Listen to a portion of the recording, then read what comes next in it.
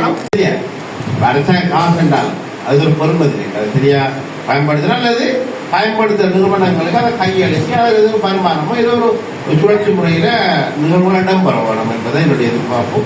ஆகையால் இந்த நாட்டை பொருளாதார உயர்த்த வேண்டுமாக இருந்தால் ஒவ்வொரு சின்ன சின்ன விடயங்கள் தான் மாற்றத்தை கொண்டு வரும். இல்லை என்றால் அக்கறையாக இருந்தால் பொது நிறுவனங்கள், பொது அமைப்புகளுடைய பிரதிநிதிகள், அரசு துறையை பணியாற்றுகிறவர்கள் விடுகிற எல்லா விதமான பலவிடங்களும் வந்து குமிகிற பொழுதோ நாடு பாதாளத்திலே விடும். ஆனால் மொத்தமாக அப்புறம் எல்லாரும் புலப்படுத்தி சொல்லுவாங்க, அவரை பாரு இவரை பாரு அங்கன்னு சொல்லுவாங்க. ஆனால் புலப்படுறான்னு பார்த்தா நிச்சயமாக நாங்கள் அனைவரும் தான். ஆக நீண்ட பிரச்சனைகள் மத்தியிலிருந்து நாடு வளர்ந்து வருகிற பொழுதும் இதை கவனமாக வளர்த்து எதிர்கால சந்ததி கையெழுத்து பொறுப்பு இருக்கிறது. முக்கியமாக நாடை பொருளாதார முன்னேற்றாமல் போனாங்க.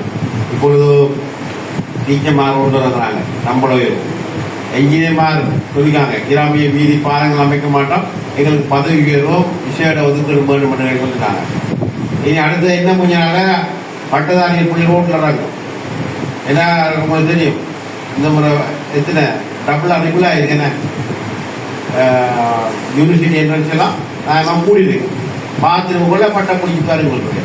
அப்போ எல்லாம் பரப்புள்ள இதெல்லாம் மேனேஜ் பண்ணக்கூடிய மாதிரி வருமான நாட்டை கூடாட்டி எல்லாம் பாதாளத்தில் விழுந்து கொள்ளும்.